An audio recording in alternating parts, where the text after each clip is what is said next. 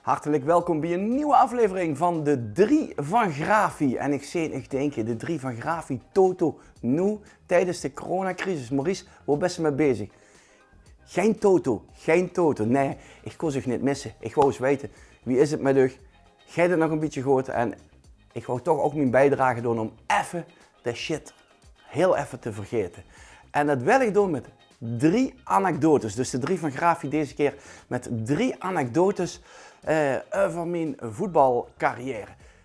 Ga je een stukje terug in de tijd. Er zijn misschien een paar leuke dingetjes bij. Maar ik wil eerst helemaal terug naar het begin. Anekdote 1 is karaktervorming. Het begin. Ik kwam van Heur naar VVV. Ik sting in de spits en ik scoorde altijd en overal. Tot ik bij het eerste van VVV kwam. En dan mocht ik af en toe invallen. En dat ging niet goed. En ik mocht weer een keer invallen. En ik raakte geen pepernoot. En ik mocht weer een keer warm gaan lopen. En toen begon het eigen publiek al te roepen. Hey, Donald Duck. Omdat ik altijd met die kont een beetje naar achter liep. Donald Duck, ga ik alsjeblieft zitten. In Dagblad de Limburger word ik vergeleken met een trabantje dat al 2 keer de klok was rond geweest. En Hugo Walker op televisie, dat is de commentator vroeger van, komt dat schot? Daar zei in diezelfde termen, Maurice Graaf, ik snap niet wat die jongen in het betaald voetbal te zoeken heeft. En ik zat in een vol sponsorom, zat ik door naar die uitzending te kijken en iedereen kijkt te gaan en dan wil ze weg, het leeft onder de grond. Maar één ding wou ik nog meer, is bewijzen dat ik het wel kost. Maar waar ik eerst heel egoïstisch was en leefde in mijn eigen voetbalwereld, want ik had toch een contract bij VVV, ik was de profvoetballer, het ging maken. Nou, toen wordt de wereld in één keer heel klein, want iedereen kijkt en gaat, oh, dat is de slechte voetballer. Dus ik word eigenlijk in eerste instantie noodgedwongen wat socialer. En dat had ik hard nodig. Mission die pasje weer, om het zo even te zeggen. En ik ga in de tijd al een fan. En het was Remy. En Remy is geboren met een open ruggetje. Levenslang in een rolstoel. Levenslang zonder voeding. En levenslang gooi zin. Dat is ongelooflijk, dat ventje. Deed toen de communie, daar was ik geweest. En zijn vader belde. Maurice, Remy moet geopereerd worden. En het is onzeker of er nog uit het ziekenhuis komt. En ik zei, in mijn tijd toen ik 19, 20 was toen. Ik zei, oké, bedankt, dan weet ik dat. En ik schaamde me kapot s'nachts wie in bed lag. Ik denk, oh, wat heb ik gezag. Dag daarna, snel een shirt gepakt van VVV. Alle jongens de handtekeningen erop laten zetten. Naar Nijmegen gereden, waar we Remy in het ziekenhuis loog. Ik kom daar binnen met dat shirt, met die handtekening. Die ogen van dat ventje. Die gewoon even alle pijn, alle ellende vergeten. Zien idool, dan heb je de bal geraakt. Ja, met dat shirt in binnenkomen en gewoon even alles vergeten.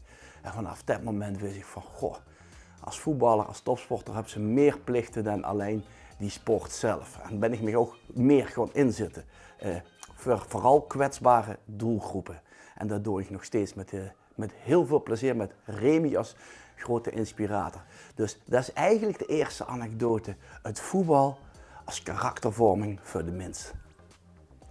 Gewoon naar de tweede anekdote. Ja, en dat is, ik zei net al, ik heb het begin heel moeilijk gehad. Heel veel kritiek van publiek, van pers. En eigenlijk, ja, ik raakte ook gewoon geen knikker. Ik geloof de eerste 4 jaar bij VVV, bij het eerste team met de invalbeurtjes die ik had in 4 jaar tijd, heb ik 4 goals gemaakt als spits. Och, Germ. Dan telt ze niet met. En net toen ze van me af wouden, met een contractje aanboden waar ik nog net €700 per maandje ging verdienen. Daar kon ik de bus van betalen naar Venlo en een broodje. We waren gedegradeerd. Tijani Babangida kwam aanvliegen. Hoe dit niks. Nigeriaans wonderkind van 17 jaar toen. Toen op de VVV kwam, was er nog net 16, maar 17. En daar ging 6 man voorbij. En voor de keeper was er zo vriendelijk om de bal nog even opzij te tikken naar mij, dat ik kon scoren. En ik ging scoren. En ik had al snel in de gaten, Babangida, daar moest ze bijblijven. Alles in mijn lopen, in mijn bewegen was gericht op de actie van Babangida. En ik ging scoren en ik kreeg vertrouwen. En langzaam ging hij dus ook beter voetballen. En Frans Curver was onze trainer. En Frans Curver, Oetermen, Dat waren een motivator, zo heb ze nog nooit metgemaakt. We speelden de eerste wedstrijd van Curver, eind van de eerste wedstrijd van Curver was dat bij de Graafschap uit. En in de rust staat het 1-1, maar de Graafschap was veel beter. We werden helemaal van het kastje naar de moer getikt de eerste helft. En we komen in het klein en Curver zegt, kom even allemaal om me heen staan. Dus we hadden zoiets, oké, normaal ga je rustig zitten, bakje thee, kom om me heen staan. Oké. En zegt er, ze zijn goed. De Graafschap is heel goed. Maar wij zijn beter. En waarom zijn we beter? Bij ons komt het van hier. Dus uit het hart. Bij ons komt het van hier. En nou legt die hand allemaal op die van mij en zegt, wij zijn de beste. En ik had zoiets, wat is dit hè?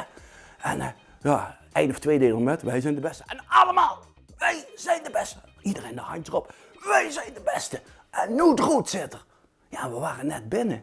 Dus ik pakte nog snel een plastic bekertje met thee. En we liepen alweer naar buiten. En Babagida, die sprak dus alleen Engels toen. Die liep langs me en zei, hey, Mouse, want hij noemde me Mouse. The old man is crazy. Ja, crazy of niet. Tweede helft waren wij heer en meester op het veld en we wonnen de wedstrijd met 2-1. En dat was Curver. Dat gaf ons dat gevoel dat we onoverwinnelijk waren. In de winterstop. Wij stonden bovenaan inmiddels. En Maurice zei ook bovenaan de topscorerslijst in de eerste divisie voor Pierre van Hooijdonk. Komt Curver het kleedlokaal binnen en zei, Maurice, kom eens even en neem Baba met. Dus ik ga samen met Babagida naar Curver toe. En dan blijkt dat ik gevraagd ben als tolk. Want Curver dat spreekt perfect Limburgs, een beetje Nederlands, maar geen Engels. Babagida spreekt alleen maar Engels op dat moment. Dus ik moest tolken. Hij zei, zeg hem eens dat ik tevreden ben over zijn prestaties de eerste helft van het seizoen. Ik zeg, Baba, de trainer is very pleased with your performance first half of the season. En Baba, big smile altijd, thank you, thank you. Hij zei, Curver, zeg hem ook dat er die acties moet blijven maken, maar dat er meer zelf moet zitten. Ik denk, maar dat kan ik niet vertellen. Ik zeg, Baba, keep making your actions and keep looking for your striker. En Baba zei, you? Ik zeg, En Curver kijkt me aan en zegt, heb je het begrepen? Ik zeg, helemaal. Goed zo, zegt er, en doe het goed. Resultaat, einde van het seizoen. VVV kampioen, 16 mei 1993. Babagida, de grote held van Venlo en ver omstreken. Curver had weer een ploeg van de eerste divisie naar de eredivisie gebracht. Dat heeft er geloof ik 6 keer gedaan. Fantastisch. En ik was topscorer in de eerste divisie voor Pierre van Hooijdonk en John Lammers. Ik had naam gemaakt als profvoetballer en mijn contract verdiend. Dus iedereen blij. En ja, dat was anekdote 2, het begin. Ja, anekdote 3 zijn nog even 2 dingetjes over Tidjani Babagida, die naar Nederland kwam. Ik zei het net al, wie er 16 was, bijna 17. En daar had natuurlijk, de jongen had ook verschrikkelijk veel heimwee. Dus we waren met een paar spelers, waaronder ik, die hem af en toe metnamen om bij ons te eten en bij ons te slopen. En de jongen een beetje meer op zijn gemak te stellen. En ik weet nog de eerste keer dat er bij mij was, wie er ging slopen, dan had er een joggingpak had er aan, dikke zak had er aan in bed, heel veel dekens, verwarming hoog. En dan lag er in de bed en dan zei hij, hey Maus, cold hè? Dat was ook Baba. En dan had hij in de fiets een Sparta met, daar woonde 400 meter van de koel. Maar iedere keer als er naar de koel toe ging, was bergop ten meterkaan. Maar ogenblik, gewoon even het meterkaan, geen de trap te veel. Want Baba was ook vaak een klein beetje moe. En wat heel leuk was, we probeerden hem natuurlijk ook een beetje Nederlands te leren al. En we hadden toen een manager, Wiel Theeuwen, hele grote, sterke vent met uitstraling. En die kwam altijd in het kleedlokaal een paar keer in de week. En vooral op zondagmorgen na de wedstrijd. En dan hadden we Baba geleerd van, good morning manager. In het Nederlands is dat goeiemorgen klootzak. Dus op een gegeven moment komt Wiel Theeuwen op zondagmorgen binnen. Hij zei, goeiemorgen jongens. En Babagida zei, goeiemorgen klootzak. En Wiel Theeuwen kijkt naar Baba, kijkt naar mij en zegt, graaf metkomen. Dat waren de 3 van Graafie voor deze week. Wellicht volgende week nog 3 nieuwe anekdotes. En hoort je allemaal goed. Tot de volgende keer. Hoi!